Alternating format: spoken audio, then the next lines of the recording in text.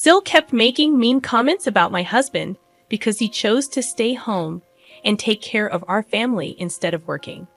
I got really upset and told everyone at her wedding dinner how Jason had supported their whole family during tough times. Let me give you some background. I'm 28 years old and my husband Jason is 29. We met 6 years ago and got married 3 years ago. We have a 1-year-old daughter together. I met Jason through my brother, who is friends with him because of their jobs. Jason used to be a police officer, and my brother owns a pizza place where Jason used to hang out. One year, my brother brought Jason home for Thanksgiving, and that's when we met. After dating for 3 years, Jason proposed, and we got married. I had met most of Jason's family before we got married, and they were usually nice to me, except for my sister-in-law Janice, who is 27. Even though Jason assured me that Janice would warm up to me eventually, she never did. She never openly showed her dislike for me in front of others. Instead, she would make subtle insults and backhanded compliments, passing them off as jokes. At first, it really bothered me, but after a while, I got used to it. I got used to ignoring Sil's mean comments because I didn't want to give her the satisfaction of seeing me upset. She never said anything rude when my husband Jason was around, probably because she didn't want to upset him. Jason knew about the tension between his sister and me and made sure I wasn't alone with her during family visits. I didn't want Jason to cut off his family because of Sil's behavior, so we just pretended everything was fine. We both tried to ignore Sil's comments, even though it wasn't easy. We didn't really have any other choice. Looking back, I wish I had spoken up instead of staying silent. I was worried about causing trouble or being seen as overly sensitive. But I couldn't stay quiet any longer, especially after what happened recently. Jason used to be a police officer, but he quit his job to be a stay-at-home dad a few months ago. I'm a working mom with a demanding job as a trauma surgeon. My husband and I were struggling to balance our careers with raising our daughter. Both of us had demanding jobs and couldn't spend much time at home. We relied on daycare and our parents to take care of our daughter when needed, but it didn't feel like enough. We felt like we were missing out on important time with her, and we worried she wouldn't have us around much as she grew up. About a year ago, my husband Jason and I had a serious talk about this. He decided to quit his job as a police officer so he could spend more time at home with our daughter. I didn't push him to make that choice, but he felt it was the right thing to do since I earned more money, and he believed it was fair for our daughter to have one of us around most of the time. I asked Jason countless times if he was sure about quitting his job to become a full-time dad. It was a big decision, and I wanted to be sure he wouldn't regret it or feel resentful toward me. But he reassured me that he was happy to take on this role. Even though he loved being a cop, he seemed genuinely content spending his days taking care of our daughter and managing the household. We talked about it recently, and he admitted that it was a bit challenging at first to adjust to being a stay-at-home dad after working for so long. But over time, he found it easier, especially because he could spend quality time with our daughter. He's really happy with how things have turned out. He used to dream of being a cop, but now his biggest dream is being a father, and I think that's pretty amazing. However, Jason's family doesn't see any beauty in our situation. I probably should have expected this, considering they're pretty traditional. While they allow women to work, there's a catch. They don't allow men to work at home. None of the men in Jason's family do household chores because they think it's beneath them. So the women end up doing both their jobs and the household work, or they're pressured to quit their jobs altogether, like my mother-in-law did. What's even crazier is that they don't see anything wrong with this setup. They think it's perfectly fine. Jason and I have talked about this, and we both agree it's a backward way of thinking. But we've never brought it up with his family because they just come up with excuses to justify their beliefs, and we didn't want to get into arguments with them. If they're happy living their lives that way, who are we to judge them? Thankfully, we found a different path for ourselves. Jason and I have always divided our responsibilities equally, and sometimes he even does more household chores if I have to work late. Now, with him staying at home full-time, he's taking care of everything at home while I focus on my job to support us. We believe that as long as we're all happy and healthy, and there's food on the table, it doesn't matter who does what. However, his parents and sister strongly disagree with this. They're upset with Jason for quitting his job and staying home with our daughter.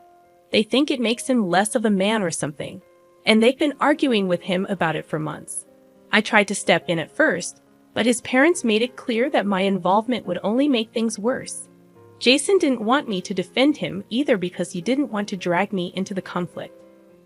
So I decided to stay out of their way. It took them a while, but eventually they accepted our new arrangement and stopped bringing it up. It probably helped that they had other things to focus on, like Janice getting engaged. Her boyfriend, Harry, proposed after they'd been together for 2 years. Everyone was so caught up in the excitement of the engagement that they pretty much forgot about Jason's situation for a while. We were grateful for the distraction because it meant we didn't have to deal with any arguments from his family about Jason staying home. It seemed like everything had blown over, and we wouldn't have to hear about traditional gender roles again. But then, at Janice's rehearsal dinner yesterday, the topic came up again. So we had a bit of a crisis. Janice's wedding was just a day away, and we needed to figure out how to handle the situation quickly. We needed help urgently, so we posted about it hoping for a fast response. During dinner at the rehearsal dinner, Jason and I were sitting across from Janice and her fiancé Harry. Their parents and a few other family members were there too, and we were all chatting happily. Everything seemed fine, and I was relieved that we were getting along well, especially after the tension from Jason quitting his job. But then Janice suddenly changed the subject and asked me about my work. I felt really uncomfortable, but I had to answer Janice's question about my work because it seemed innocent enough. I just said everything was going well and hoped she'd leave it at that. But then she turned to Jason and made a joke about how he's now living a life of leisure since he's not working and relying on my income. She didn't stop there. She kept making jokes about how he's not in charge anymore and cracked some other mean jokes about him. Jason tried to brush it off and smile, but it was clear he was hurt. I couldn't take it anymore. It was like all the frustration from dealing with Janice and her family's outdated views just boiled over. So I decided to bring up something that nobody wanted to hear. I couldn't hold back anymore, so I told Janice that she could joke all she wanted, but Jason was still a better person than anyone in their family. I pointed out how audacious it was for her to make fun of Jason, considering that without him, she wouldn't have been able to go to college or even meet Harry. Jason had been helping his parents financially since he was 18. It was a dark time for their family when Jason's father lost his job while Jason was still in high school. Janice was too sheltered to notice the struggles in her own family, and her parents and Jason made sure to shield her from it. They never said no to her, even when they were struggling themselves. Jason had to work 2 jobs to support them while his father searched for work. Thankfully, they only had to endure this hardship for about a year.